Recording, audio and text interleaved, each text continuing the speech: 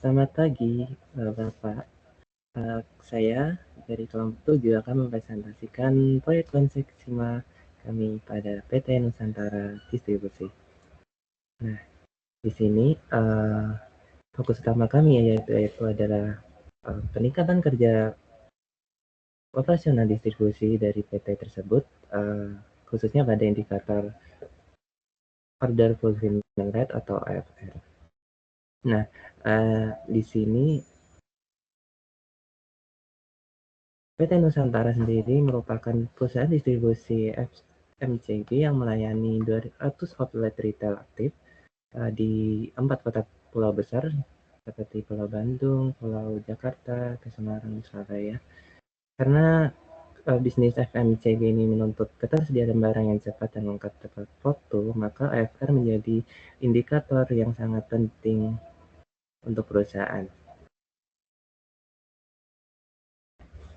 Nah, pada fase design ini, kami menetapkan OFR sebagai primary atau metrik utama proyek kami. Target perusahaan ini adalah menaikkan OFR dari 71,21% menjadi 95%. Kemudian ada pula CTQ pendukung yang lainnya seperti OTD, on-time delivery, stock availability, maupun picking akurasi dan lead time. Nah, ruang lingkup proyek kami itu dimulai dari penerimaan order sampai nanti order yang diterima oleh outlet dan ditutup. Lalu dari proses map itu terdiri atas 3 titik kritis, yaitu antaranya cek stok, kemudian picking prosesnya, lalu ada delivery planningnya. Ketiga ini penting karena stock out itu menyebabkan partial order, kemudian picking error itu menyebabkan barang tidak terproses dan tidak sesuai saat dikirimkan. Kemudian delivery planning itu yang lemah akan menyebabkan keterlambatan pada proses pengiriman.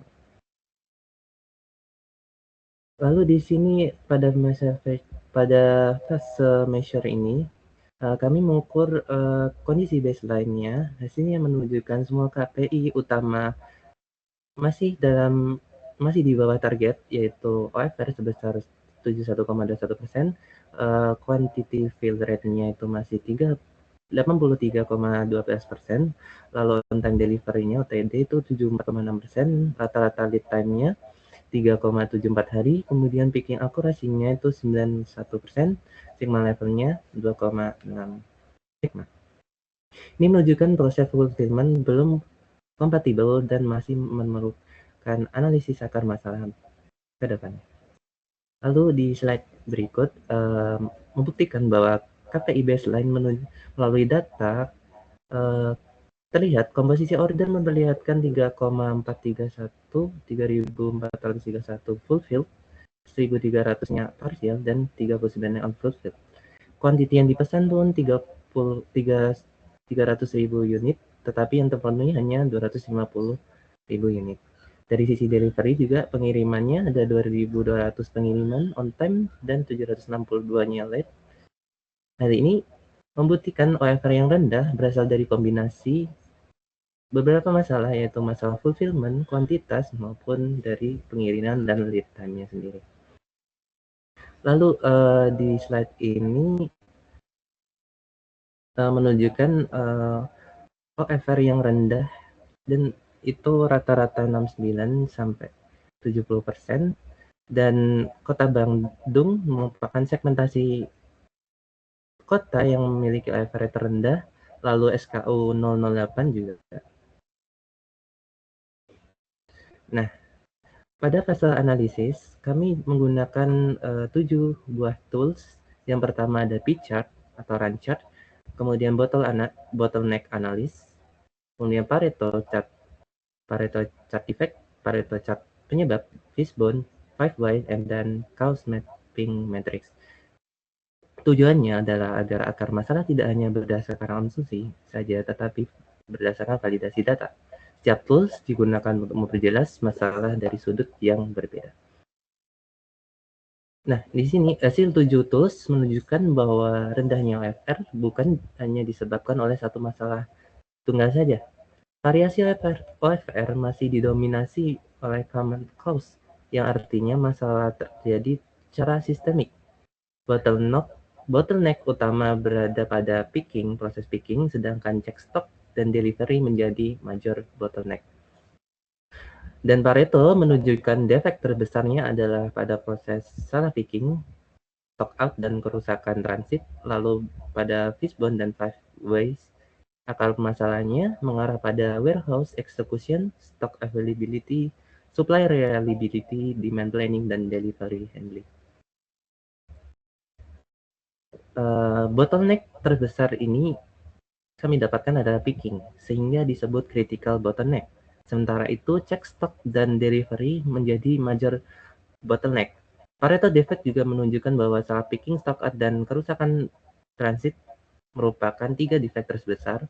Artinya, peningkatan OFR tidak cukup hanya memperbaiki pengiriman, namun dimulai dari perbaikan ketersediaan stok, akurasi gudang, dan proses fulfillment pada warehouse.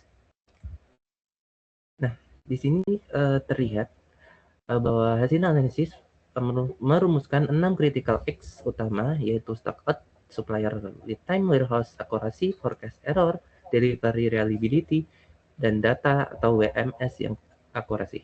Keenam faktor ini saling mempengaruhi satu sama lain. Misalnya forecast error menyebabkan stok tidak tepat, kemudian supplier delay memperlambat replenishment, dan warehouse akurasi menuntut apakah stok yang tersedia itu benar-benar berubah menjadi order fulfilled atau tidak.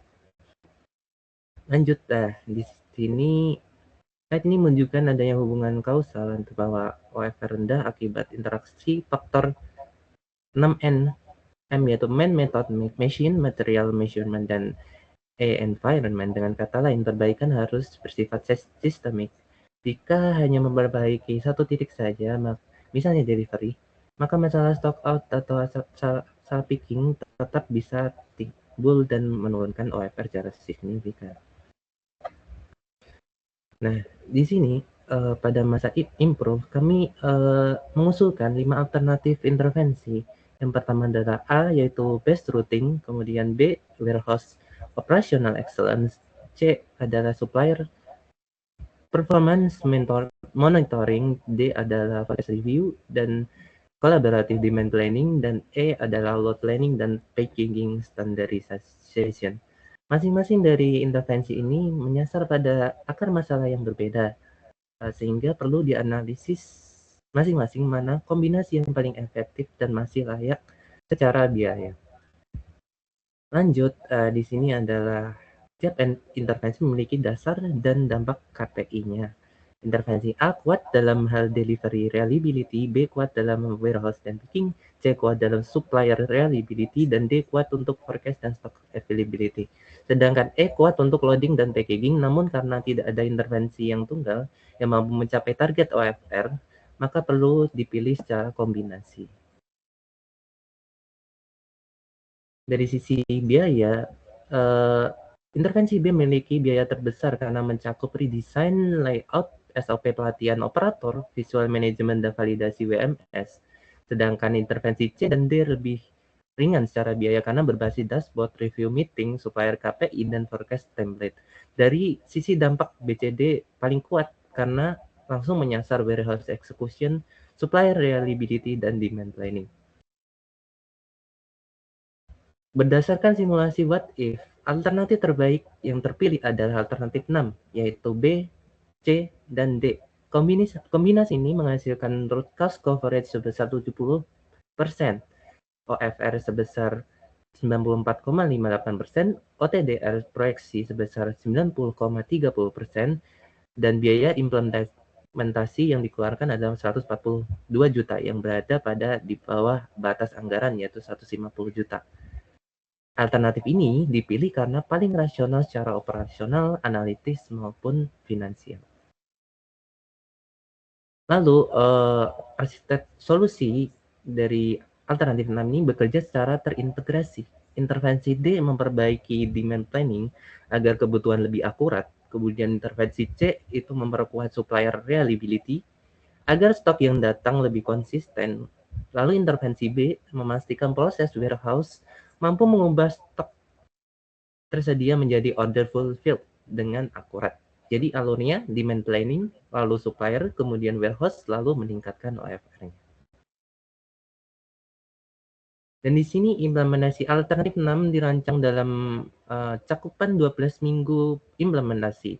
Yang pertama, tahap awal dimulai dari data foundation dan desain SOP dashboard. Setelah itu dilakukan training lintas fungsi, pilot SKU, dan supplier prioritas. Verifikasi KPI, lalu kontrol handover. Urutan ini penting karena C dan D harus dimulai sejak awal sebagai fondasi supplier demand, sementara B dijalankan sebagai quick win pada warehouse dan pilot fast moving SKU. Nah, ini memperjelas output mingguan dan pihak yang terlibat dan bertanggung jawab. Setiap aktivitas memiliki PIC, baik warehouse, procurement, inventory planner, data analyst, maupun operation manager.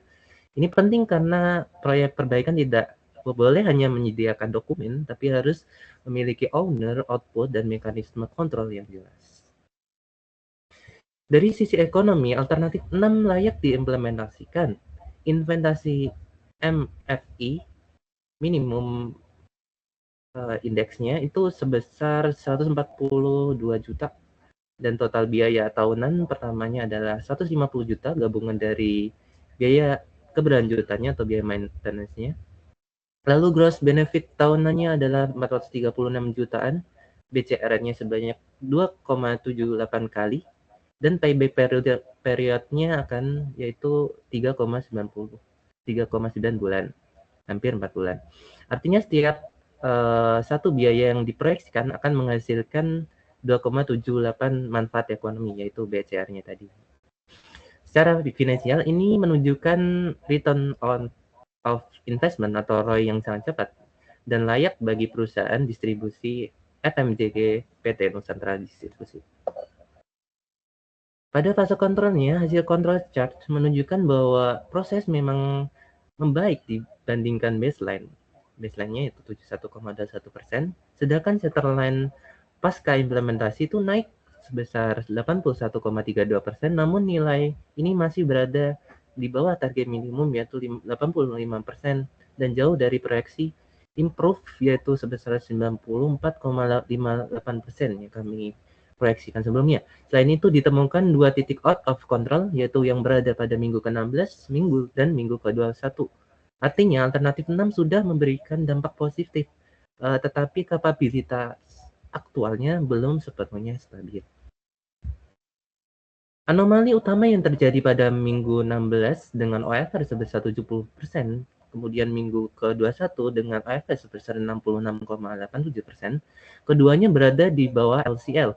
Untuk itu, reaction plan diarahkan pada diagnosis forecast, supplier OTD atau OTIF, stock availability, picking akurasi, dan validasi WMS. Respon ini harus dilakukan dalam 2 level, yaitu 0 sampai 48 jam untuk containment dan validasi cepat, lalu 1,4 minggu untuk connective action seperti halnya supplier review, forecast review, refreshing, training, dan koreksi SOP atau WMS-nya.